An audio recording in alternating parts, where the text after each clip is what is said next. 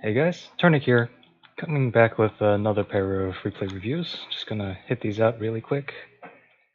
Without further ado, let's get into it. So first game we have here, SPQR versus Godzi on 1v1 mud fight. Looks like Godzi is playing Eastern Bloc, while SPQR is playing Blue Dragons.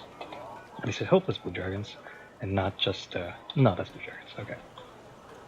Let's get through, blah blah blah. Alright, so let's take a look at this opener.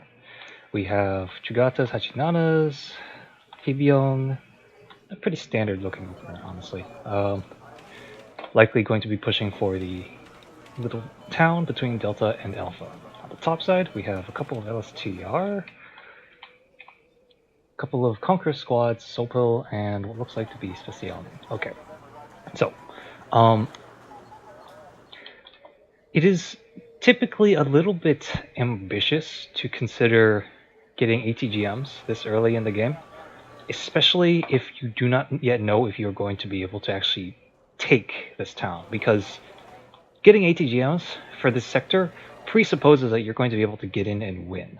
The problem is that both sides get into this little area at roughly the same time, and spending that many points on ATGMs means that you're not spending those points on infantry.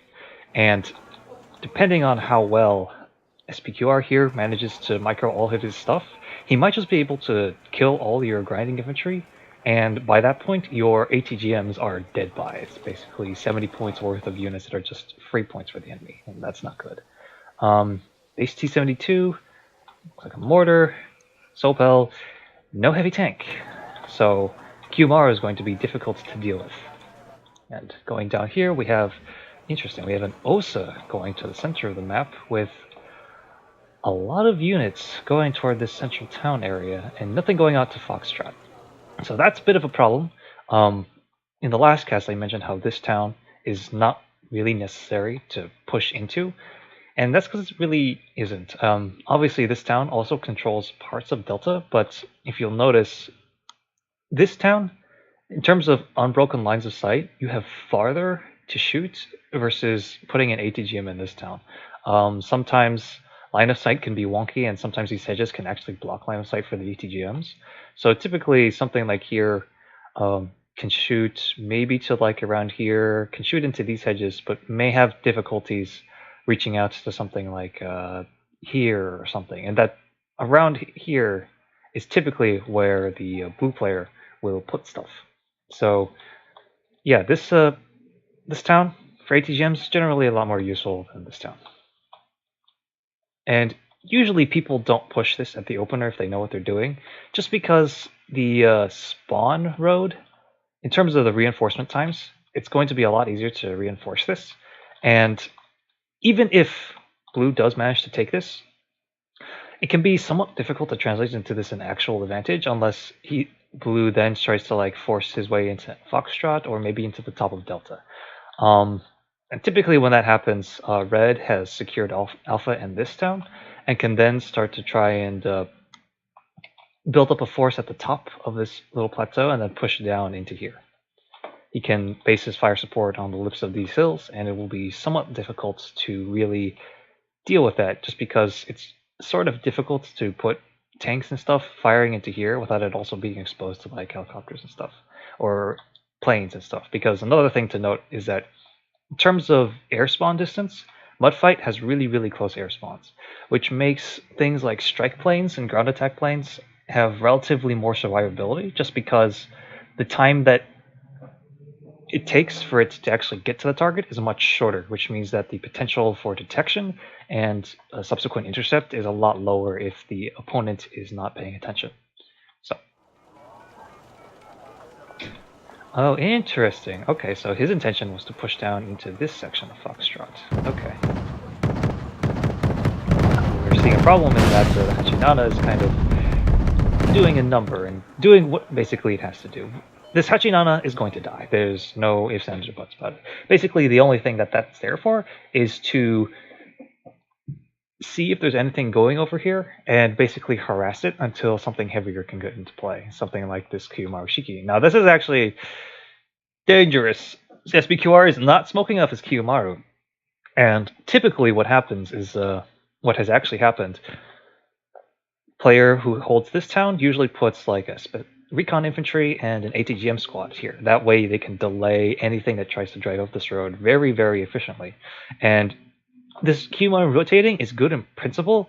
The only problem with it is that it's exposing itself to side shots from the Conquerors without any sort of smoke support. So that was a little bit dangerous. Yeah, and he's pulling it back, which is a good call. Interesting. So SPQR being a little bit too cautious, honestly. He has a lot of stuff that he hasn't really been able to push in, but now he should secure the town between Delta and Alpha fairly reasonably and easily.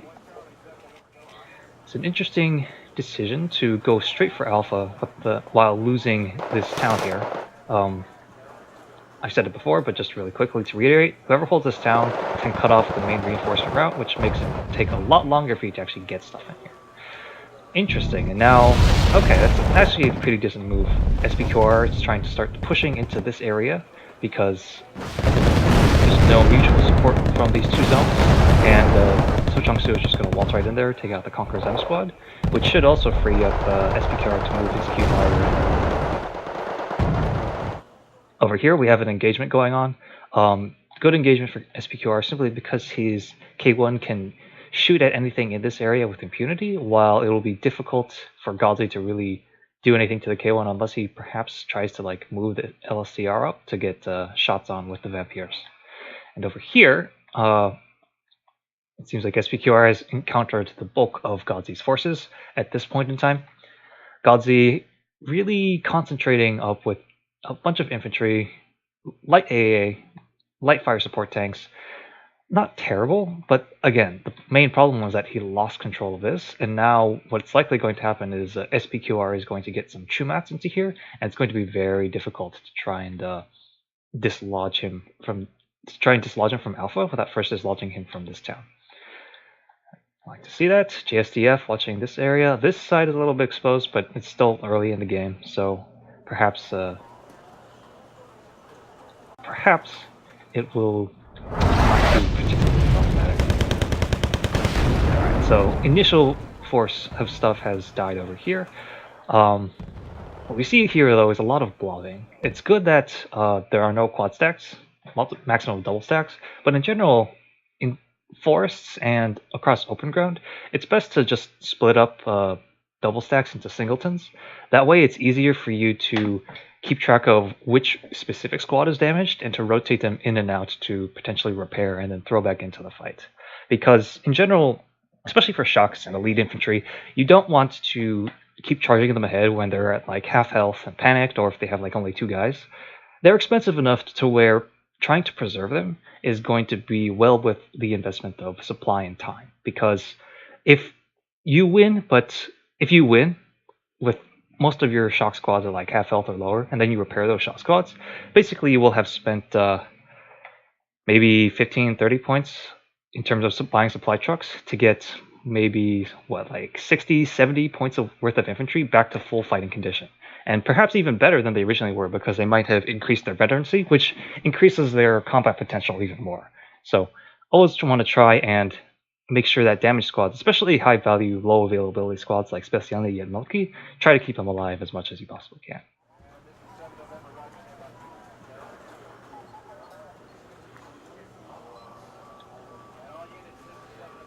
Yeah.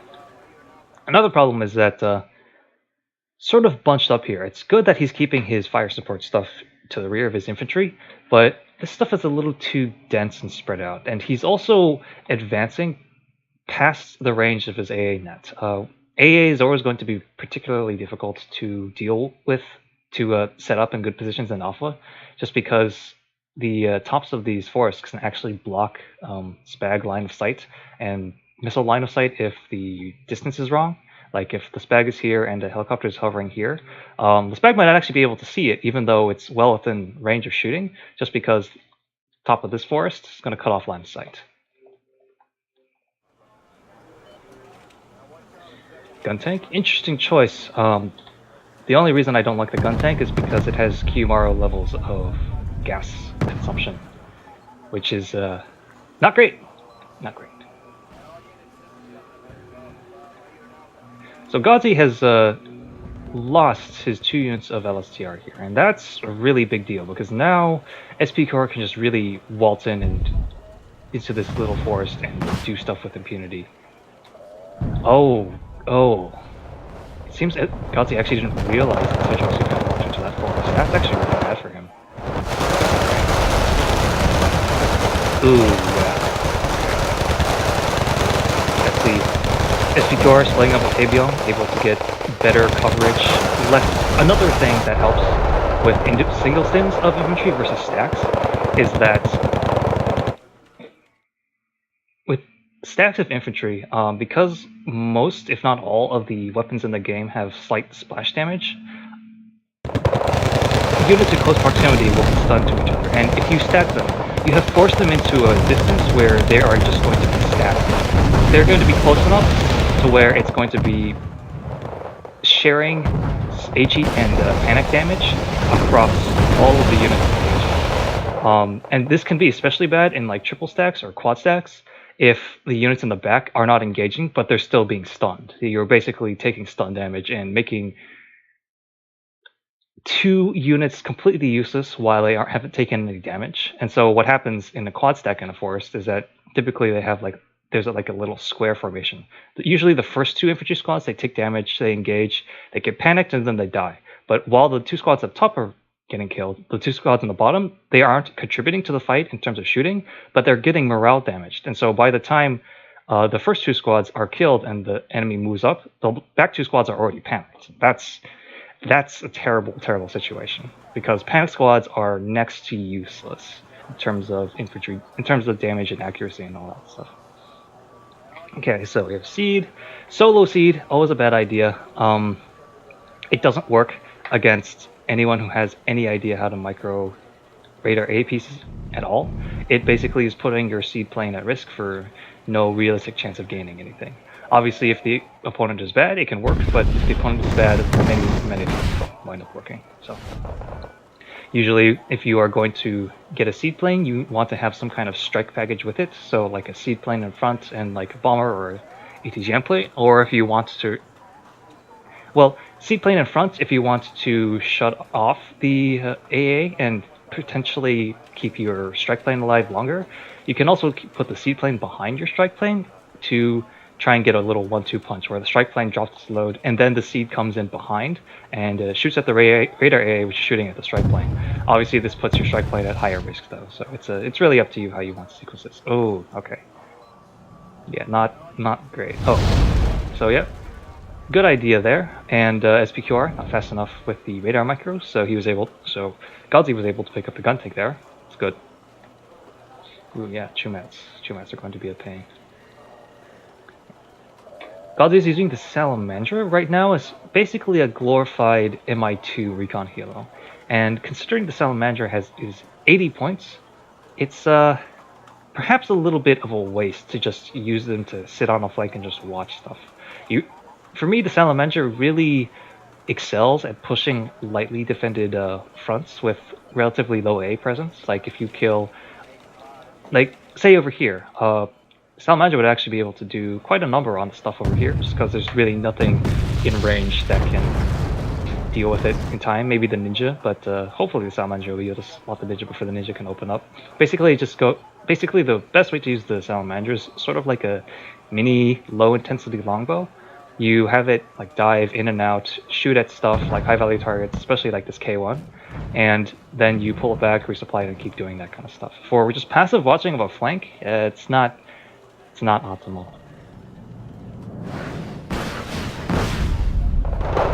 Okay, bit of a probing attack with the Sochong Su. They were going to die, but at least at this instance, SPQR knows that there's stuff there. Perhaps he should not have sent the KFEs ahead of the Sochong Su. Maybe he should have just sent like a couple of Sochong Su to hold the edges of these forests. Put the KFEs here so that when the Mochutsun start engaging the Sochong Su, the KFEs can start opening up on them like this. Just because it's somewhat of a tenuous position. Might also have been a good idea to put the Kute over here and the Kyurokus into that area as well. Move the Nanjian Shikiji over here because this place is a lot more open. Infantry are there's a K1 there, so that's actually pretty decent. But yeah, it's perhaps a little waste to have Kute in this position. good, pulling the short arrow back. The overwhelming forces like this, you don't want to lose your valuable AA pieces for nothing. Smoke down the forest. Yeah, unsupported by any AA. Not bringing over the short arrow, not bringing in the ninja. It seems like he just kind of forgot about those units. And yeah, forgetting about units like that's not great. Fortunately for SPQR and unfortunately for Godzi, the Sound Manager has run out of all of its munitions and is forced to retreat. MI-35 coming in, that's good, but now the ninja, yeah, the ninja's now on the field as well. So the MI-35 is pretty easily going to be able to deal with stuff going with them. But now, ooh, ninja going down. I think it died to, the LSTR, of course. Yeah, this was not a very well sequenced engagement for SPQR, especially since his K1's not smoked, and his K1 is fairly important in this situation. He does, however, have So Chong-Su in here, so potentially he'll be able to at least annoy Godzi. And actually, yeah, at this point, SPQR has succeeded more than he could have possibly known in this circumstance, because Godzi has panic bought 15 units of Motschützen and a Moderna to deal with this relatively minor incursion of forces. That is what? 20... 300, 460 points worth of units to deal with 110. So unless Godzi then starts to push into this position, which is going to be somewhat difficult to do because Shumat's going to be annoying if he just tries to drive with SPWs, and if he just wants to walk, well, SPQR can then just bring up his Kiyomaru, his Hachinanas and stuff and just shoot at stuff in the open. But this is a drastic overinvestment. It's kind of an indication that Godzi is becoming a little desperate, doesn't really know what to do in this position anymore.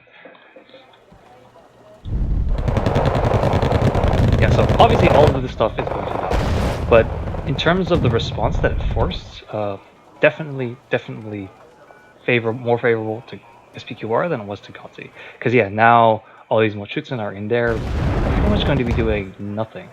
And that's almost an entire card of, at least half a card of Motschützen. Maybe like 60-70%. Not really sure what's going to be achieving well. Alright, so yeah, good. He's going to start advancing, but the problem is he's just moving the Moderna. It seems like he's just attack moving everything this round. Basically giving up at this point. Okay, so main thing I think that hurt Godzi in this position was he gave up that town, and from that town he wasn't really able to do anything because the speed of his reinforcements made it difficult, if not impossible, for him to really do anything that SPQR cannot match in terms of both speed and force concentration. And perhaps just being able to read the situation a little better and not overreact in some cases would have been very, very helpful for Godzi. Another thing I noticed, actually, now that I think of it, is that the only heavy tank I saw Godzi ever pull out of the game was the Moderna. And that was near the end of the game. He really didn't have any sort of really good tank presence. He had a couple of base T-72s, but base T-72s, they're really only good for fire support. They really can't... They're okay at dealing with enemy IFEs, assuming they hit, but they really can't deal with any like tanks or anything like that. Granted, the alpha zone is a little bit... is really, really close, and can... Basically, T-72s are probably one of the ideal tanks for that environment. The heaviest tank you're going to want is like an M1 Wilk, like a medium tank.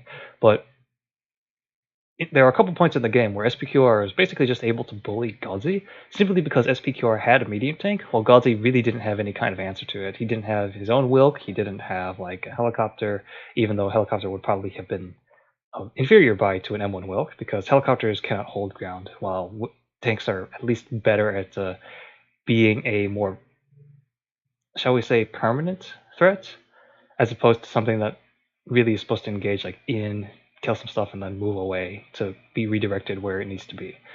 Tanks are more of a solid presence, and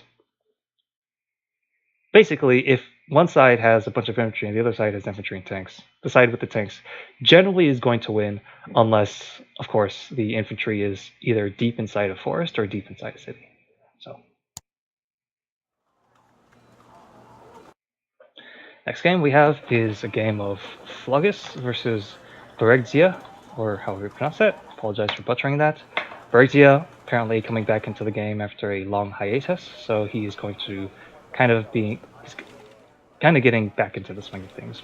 He's playing Yugo on top side of 1v1 Patty, while Phlogis is playing the Sherman Core as always. Alright.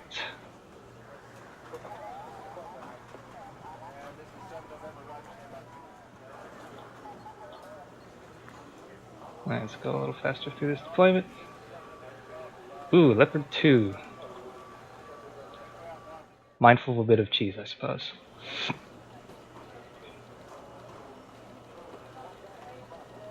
Okay. Alright, so Phlogis, his deployment, it looks like he's going light into Foxtrot, potentially even just holding this area. It's just ceding this area to Buregdzya.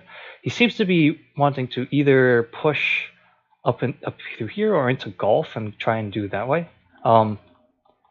Perhaps not the right force composition for that sort of strategy. In order to really be able to be effectively do this kind of stuff, well, first you need to smoke off this town, potentially even smoke off this stuff, and then have like a good fire support base to be able to walk infantry into here. And not really seeing much of a fire support base, if anything. Is that Fanspeer in the Fuchs Milan? Okay. Over here, it also seems like he's going to try and drop Core Marinia? Is that Core Marinia? Into Alpha, which is ambitious and potentially is going to work just because Yugo doesn't really have much in the way of helicopters that can really contest a drop like that. Like, obviously he can spam gammas, and that would actually shut down these Core Marinia pretty well in this situation, but I'm not sure if Buregdzya is running gammas in his list.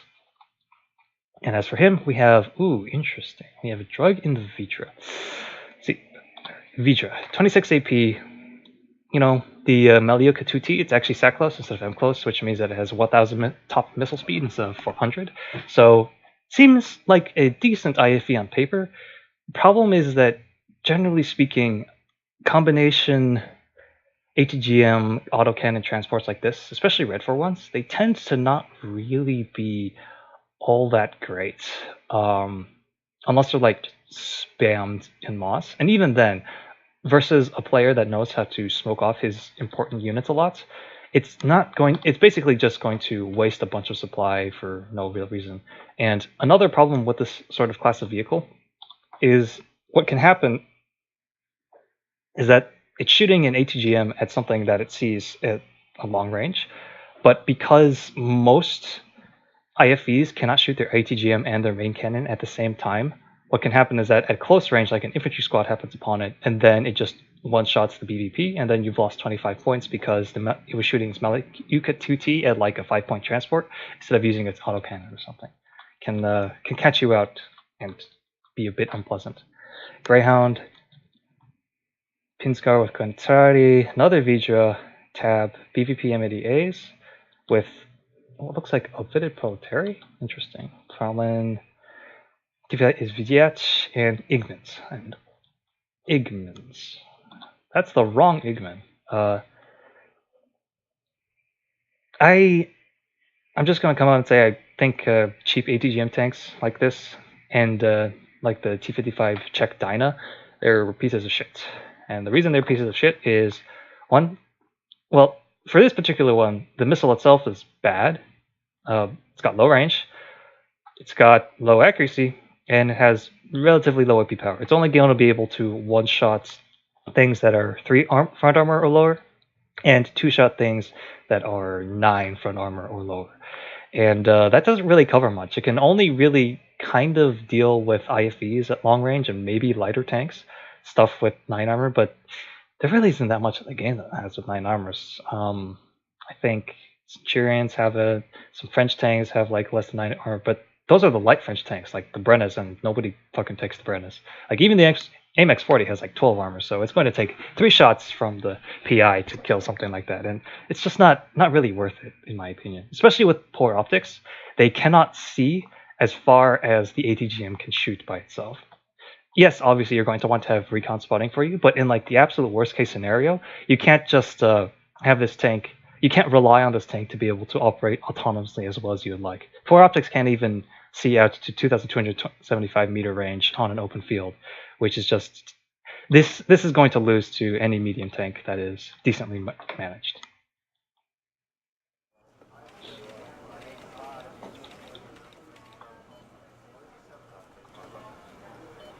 All right. Phlogis going for a single CV start definitely intends to be a lot more aggressive. Ooh, that's interesting. I don't know about that, but it's definitely a decent move.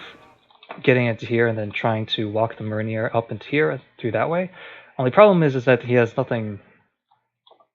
They could potentially be isolating himself if Buregdzya knows how to deal with that kind of thing.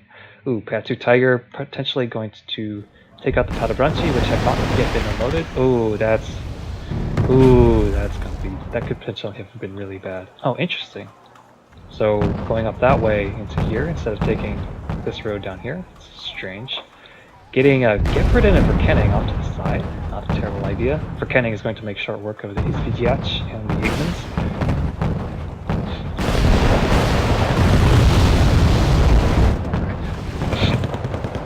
Cormorinier, not really doing anything. Drugs are in a bit of a strange position. You usually want them to have, well, not the worst position, honestly, because you can fire that way. It would have been best to have the Padabanchi up here instead of back here. It's kind of weird to put him. Alright, so we have Phlogis just spamming his Stormtrooper. You can see that a lot of them have already been damaged quite significantly because of the planets, just the car control engine. They're gonna be minced fairly easily by this Padabanchi. Oh. Yeah.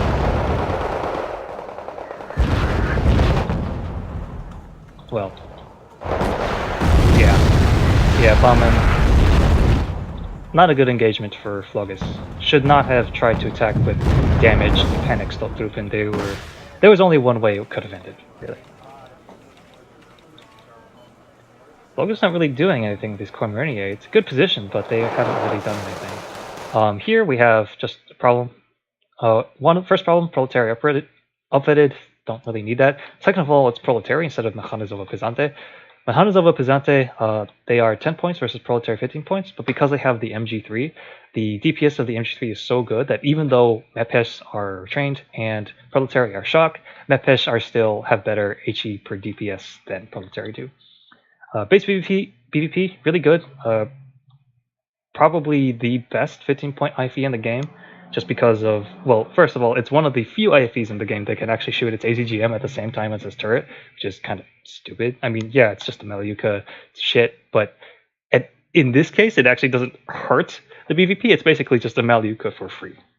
The gun itself, it's sort of short range, but it has the best possible autocannon rate of fire you can get, which makes it really, really good at close range fire support. But the main problem with this is that the BVPs are heading ahead of the Proletariat. This is improper fire support sequencing. What's going to happen is that the IFEs are going to get killed, and then the Proletariat have no more fire support base, which means that they're just going to die to the entrenched Cormorinier or whatever is there. French Bear, still... I don't like sniper teams. Just come right out there and say it. Like, sniper teams pretty much die to 1-2 shots from literally anything in the game. They're useful if you want to like sneak them around and like get recon in like to the enemy base, but that's pretty much the full extent of their usefulness.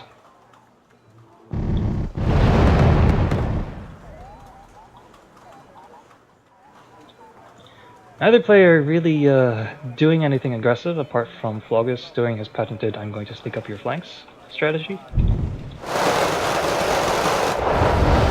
The BVP is all died, but it seems like yeah, Phlogis turned off the mini-me, which means that the Cormorinier were just actually beaten in the DPS race. MGs are really, really important for infantry engagements. He turned off the mini-me to be able to deal. Basically, the idea with that was that he turned off the mini-me so that he could shoot at any transfers that were coming in, which is fine. The problem with that was that if he was going to do that, he should have had his Cormorinier at the edges of these cities, because basically let the proletariat get into this area for free. And once your infantry are fighting with enemy infantry trenched in a city block, I believe it's a 60 or 70% damage reduction, and especially with elite squads with no MG versus 3 proletariats at veteran, that's gonna lose.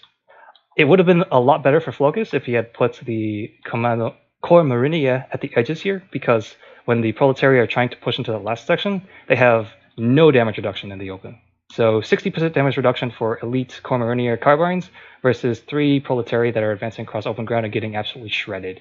It would have been a one-sided slaughter in favor of Phlogis instead of Buregdzya.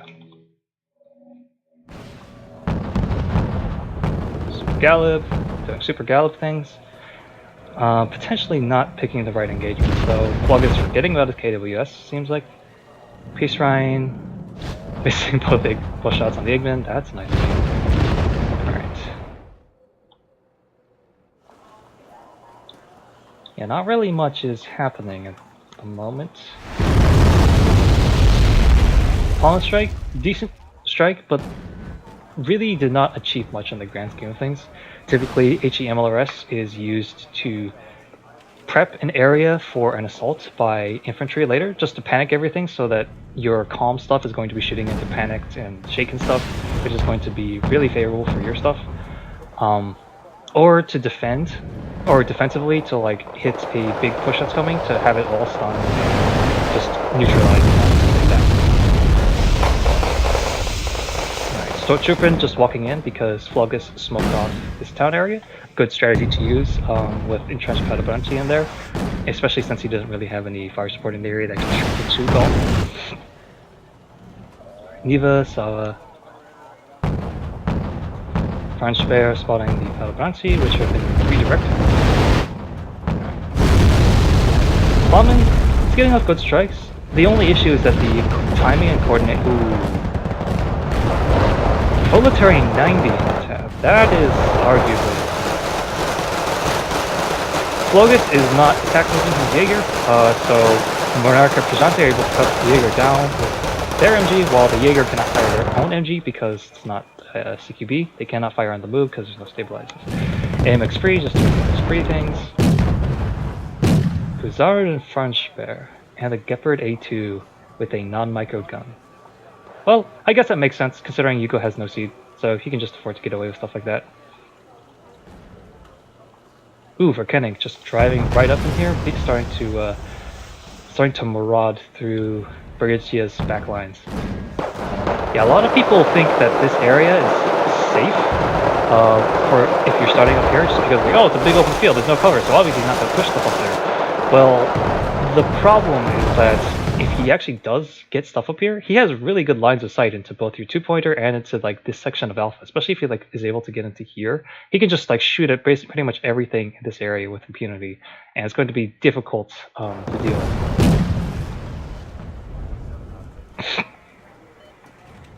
2A4NL advancing ahead of its infantry or any sort of AA support whatsoever. That is a mistake. The only thing is that it really won't be punished because, well, it seems Buregdzya is being a little bit overwhelmed at the time being. And now the NL is actually in a really, really good spot. It can just shoot into anything that comes along the land spawn. Yeah. Calling CV in this position, not a good idea. When you're behind in terms of material and territory, buying a CV is basically spending points that you could have spent on more ground forces on a CV, obviously, and it's not great for you. Pulling back to dodge the Hera, Comarinier presumably to come here.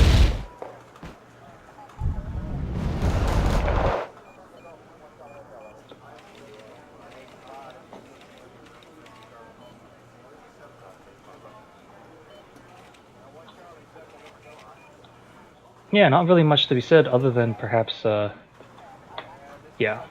At this point, the game has been open for a little while now. Phlogis has now spawn trapped Buregdzya, and at this point, it's just a matter of time before he actually pushes everything else up and cuts off Delta and wins.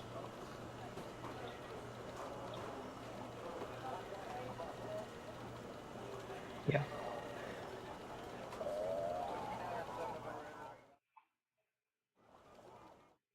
Yeah. So what do we learn here? One of them is to always make sure that you know what's happening on your flanks. Buregdzya did send a Greyhound off to the side. The problem with these really big flanks, Pattyfield has basically 2/3 of the map is in flank, and the problem with using ground recon to secure your flanks like that is that due to the abundance of forests and stuff, a lot of your line of sight gets cut off. Something like cheap Harras, um, going over that area would have been a lot better because helicopters can obviously fly above all the line of sight blockers and can have a lot more effective recon coverage than just ground recon units. If you want to achieve really good coverage with ground recon, you have to have a lot of it. And at that point, it might just makes more sense to buy 2 Harras. And if one dies, you know something is sneaking around, I should probably deal with it. So yeah, this has been Turnic, another new replay review. Catch you next time.